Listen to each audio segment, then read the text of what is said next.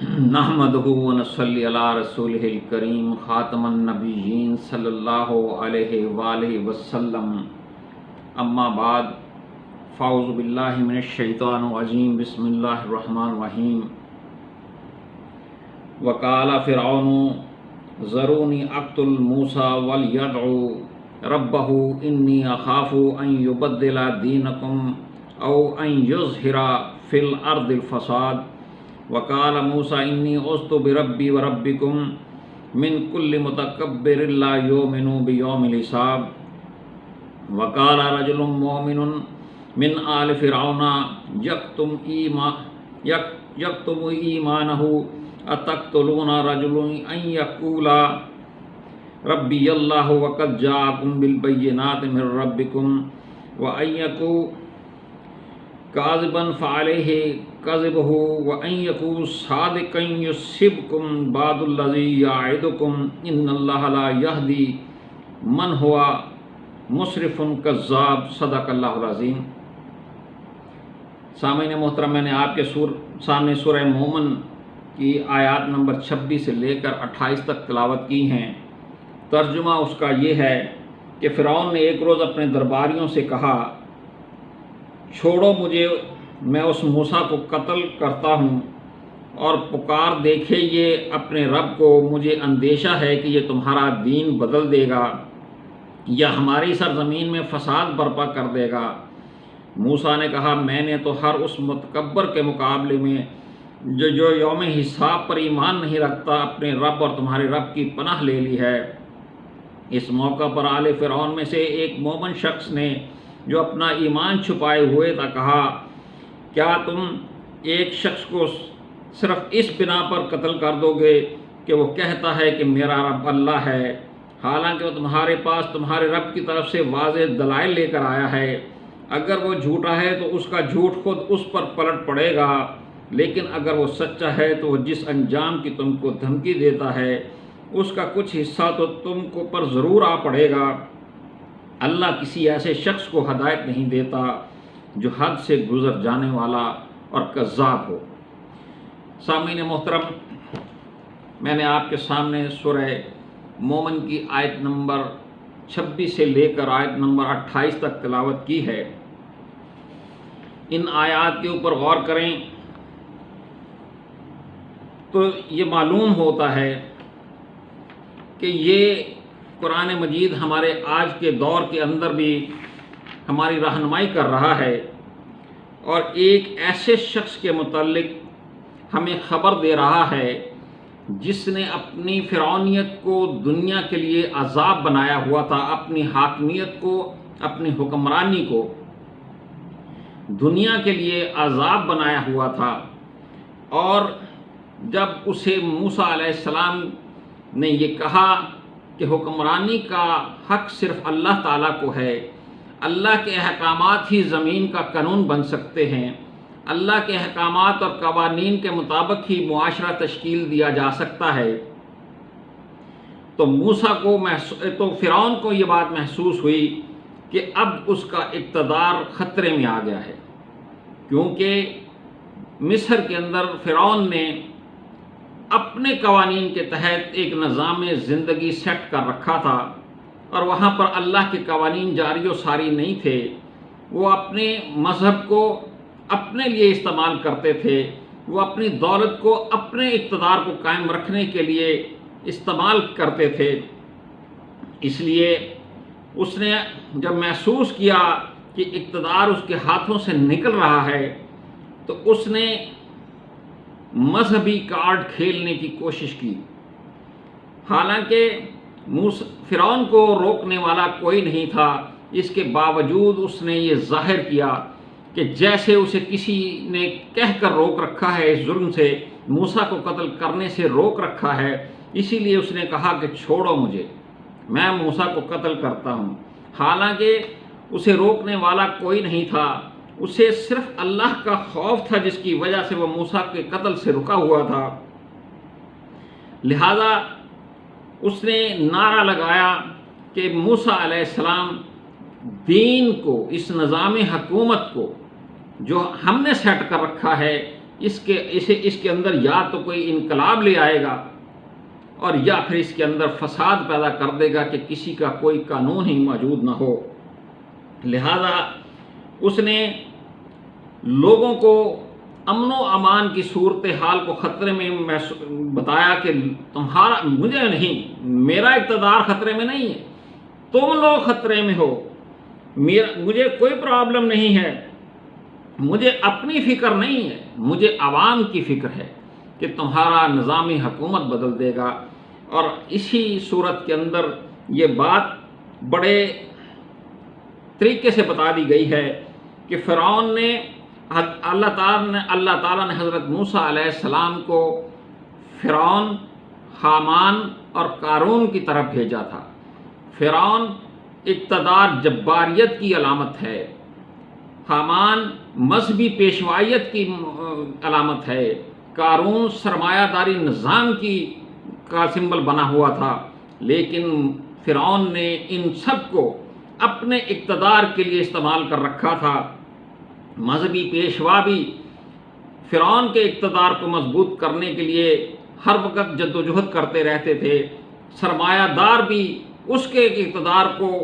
قائم رکھنے کے لیے اپنا سرمایہ خرچ کرتے تھے، اس لیے کہ مذہبی پیشواؤں کو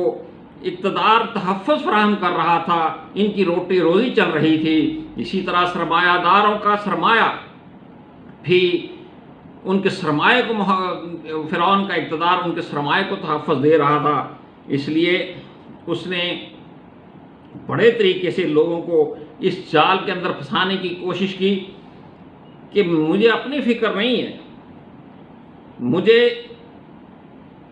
اپنی فکر نہیں ہے، مجھے خطرہ تمہاری طرف سے ہے، مجھے اس ملک کی طرف سے ملک کا خطرہ ہے کہ اس ملک کے امن کو تباہ و برباد کر دے گا موسیٰ۔ لیکن موسیٰ نے یہاں پر دین کا مطلب، جس دین سے فرعون ڈرا رہا تھا،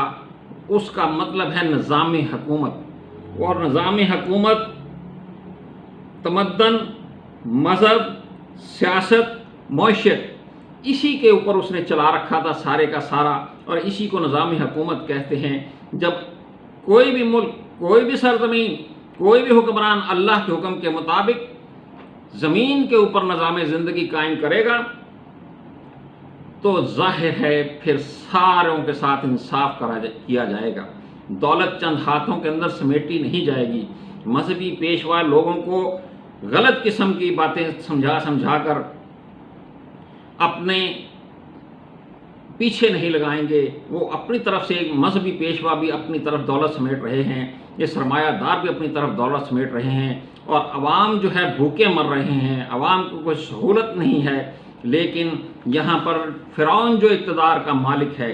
وہ بڑے دل فریب قسم کی باتیں، تقریریں لوگوں کے سامنے کیا کرتا تھا۔ یہی بات سورہ لقمان کی آیت نمبر 6 کے اندر قرآن مجید نے ہمیں بتائی ہے، وَمِنَ النَّاسِ مَن يَشْتَرِي لَهْوَ الْحَدِيثِ لِيُضِلَّ عَن سَبِيلِ اللَّهِ بِغَيْرِ عِلْمٍ وَيَتَّخِذَهَا هُزُوًا أُولَٰئِكَ لَهُمْ عَذَابٌ مُّهِينٌ۔ اور انسانوں میں سے کوئی ایسا بھی ہے جو دل فریب کلام خرید لاتا ہے تاکہ لوگوں کو اللہ کے راستے سے علم کے بغیر بھٹکا دے اور اسے مذاق بنا دے، ایسے لوگوں کے لیے رسوا کن عذاب ہے۔ یاد رکھیے گا کہ اس کے اندر اس مومن نے یہ کہا کہ بلند اخلاق اور جھوٹ ایک شخص کے اندر اکٹھے نہیں ہو سکتے، یہ خوبیاں ایسی ہیں جو ایک ہی شخص کے اندر اکٹھی نہیں ہو سکتی، لیکن دل فریب کلام، بہترین تقریر کرنے والے لوگوں کو یہ باور کراتے ہیں کہ مجھے اپنی فکر نہیں ہے، میں تمہاری آزادی چاہتا ہوں، مجھے تمہاری آزادی عزیز ہے، مجھے کوئی پرابلم نہیں ہے، میری دولت کو کوئی فکر نہیں ہے، اگر اس نظام کو پلٹ دیا گیا، مجھے اقتدار سے نکال دیا گیا تو تمہارا بیڑا غرق ہو جائے گا، تمہارا امن و امان تباہ ہو جائے گا، تمہیں زندگی کے اندر جو سہولتیں حاصل ہیں وہ ساری کی ساری چھین لی جائیں گی۔ یہ دل فریب کمال، یہ دل فریب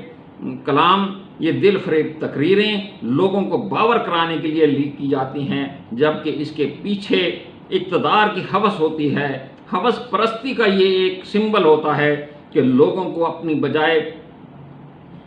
اپنے اقتدار کے چھین جانے کے بجائے لوگوں کو یہ باور کرا دیا جائے کہ میں تمہاری آزادی کے لیے لڑ رہا ہوں، مجھے تمہاری فکر ہے، جیسا کہ فرعون لوگوں سے یہ کہہ رہا تھا کہ مجھے خطرہ ہے کہ یہ تمہارا دین بدل دے گا، تمہارا یہ نظام حکومت بدل دے گا، امیر امیر ہو رہا ہے، غریب غریب ہو رہا ہے، چیخیں غریب کی نکل رہی ہیں، لیکن وہ لوگوں کو یہ باور کرانے کے اندر کامیاب ہو جاتا ہے کہ میں تو تمہارے لیے لڑ رہا ہوں، مجھے اپنا فکر نہیں ہے، مجھے تو تمہاری فکر ہے، اور اسے اللہ کے قوانین کا،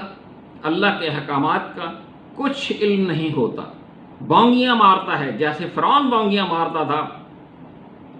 اسی طرح ہمارے حکمران بھی بونگیاں مارتے ہیں کہ اللہ کے علم، اللہ کے احکامات کا علم جانے بغیر وہ لوگوں کو اللہ کی حکومت قائم کرنے سے بھٹکا کر لے جاتا ہے اور اللہ کے احکامات اور قوانین کو مذاق بنا دیتا ہے۔ لوگوں کا اللہ کے قوانین کے اوپر سے اعتماد اٹھ جاتا ہے، لوگ کہتے ہیں کہ دین اسلام اس وقت آج کے دن کے اندر قابل عمل نہیں رہا، اس لیے کہ وہ دیکھتے ہیں کہ یہ اللہ کے نام لے کر نعرہ لگانے والا، اللہ کے دین کے اوپر بات کرنے والا جگہ جگہ پر تقریریں کرتا ہے، لیکن عمل اس کا زیرو ہے، لوگ اسلام کو مذاق سمجھنے لگتے ہیں۔ اس لیے موسیٰ علیہ السلام نے یہ کہا کہ میں نے اپنے رب اور تمہارے رب کی پناہ لے لی۔ پناہ کا مطلب جیسا ہم اعوذ باللہ میں کہتے ہیں، پناہ کا مطلب یہ ہوتا ہے کہ میں اللہ کے قوانین کے تابع میں نے اپنے آپ کو کر لیا ہے، میری جان میرا مال اللہ کے لیے ہے، میں نے اس کی پناہ لے لی ہے، وہ میرا بھی رب ہے اور تمہارا بھی رب ہے، وہ میرا حکمران بھی ہے تمہارا حکمران بھی ہے، وہ میرا قانون ساز بھی ہے تمہارا قانون ساز بھی ہے، اور جو اللہ کے قوانین کو جھٹلائے گا، جو اللہ کے قوانین کو نافذ کرنے کے اندر رکاوٹ بنے گا، اللہ تعالیٰ اسے کبھی کامیاب نہیں ہونے دیتا۔ ان اللہ لا یہدی من ہوا مسرف کذاب، حد سے گزرنے والے اور جھوٹے لوگوں کو اللہ رہنمائی مہیا نہیں کرتا، وہ جن مسائل کے اندر گھر جاتے ہیں ان مسائل کا کوئی حل ہی نظر نہیں آتا، لیکن تقریریں کرنے والے، دل فریب کلام بیچنے والے لوگوں کو بغیر اس علم کے کہ اللہ کے دین کا اس سے کیا مطالبہ ہے، وہ لوگوں کو یہی بات ظاہر کرنے کی کوشش، فرعون کی طرح یہی بات ظاہر کرنے کی کوشش کرتا ہے کہ میں اپنے اقتدار کے لیے نہیں، تمہاری آزادی کے لیے لڑ رہا ہوں۔ جیسا کہ میں نے عرض کی کہ سورہ لقمان کی آیت نمبر 6 کے اندر ایسے ہی لوگوں کا ذکر ہے، وہ اللہ کے قوانین کو لاگو نہیں کرنا چاہتے، وہ تقریریں کرتے ہیں، دل فریب کلام بیچتے ہیں، اپنا تقریر کا فن بیچتے ہیں، فن خطابت بیچتے ہیں، اور لوگوں کو اپنے پیچھے لگا کر اسلام سے، اللہ کے دین سے، اللہ کے احکامات سے دور لے جاتے ہیں، اور اس طرح سے ماحول پیدا کرتے ہیں کہ اللہ کا دین مذاق بن جاتا ہے، لوگوں کو اللہ کے دین کے اوپر یقین ہی نہیں رہتا۔ سامعین محترم، فرعون کا یہ چہرہ قرآن کے نزول سے لے کر قیامت تک لوگوں کی رہنمائی کرنے کے لیے موجود ہے۔ یہاں پر ہر ہوس پرست شخص اس بات کا دعویٰ کرتا ہے کہ میں لوگوں کے جنگ لڑ رہا ہوں۔ اللہ کی جنگ لڑنے والے ایسا نہیں کرتے، اللہ کی جنگ لڑنے والے اللہ کے قوانین کو نافذ کرتے ہیں۔ لہٰذا اللہ تعالی ہمیں توفیق دے کہ ہم قرآن کو سمجھنے کی کوشش کریں، نبی کریم صلی اللہ علیہ وآلہ وسلم کی سیرت کو سمجھنے کی کوشش کریں، اور یہ جاننے کی کوشش کریں کہ اللہ تعالیٰ نے اپنے آخری پیغمبر حضرت محمد صلی اللہ علیہ وآلہ وسلم کو اس دنیا کے اندر کیوں بھیجا تھا۔ اللہ نے اپنے آخری پیغمبر کو دین حق، اللہ کا قانون کے تحت بنا ہوا نظام حکومت بنانے کے لیے بھیجا تھا۔ والذی ارسل رسولہ بالہدی والدین الحق لیظہرہ علی الدین کلہ ولو کرہ المشرکون۔ سورہ صف کی یہ آیت نمبر 9 ہے کہ اللہ تعالیٰ نے اپنے رسول کو قرآن اور دین حق، نظام حکومت، سچا نظام حکومت جو اللہ کے قوانین کے تحت سیٹ کیا جائے، یہ بنانے کے لیے بھیجا تھا تاکہ اس کو باقی تمام نظامی حکومتوں کے اوپر غالب کر دے، صرف اللہ کا قانون، اللہ کا نظام حکومت قائم کر دے۔ اس کا مشرکین جتنا مرضی برا منائیں، اللہ تعالی ہمیں دین کو سمجھنے کی توفیق عطا فرمائے۔ وما علینا الا البلاغ۔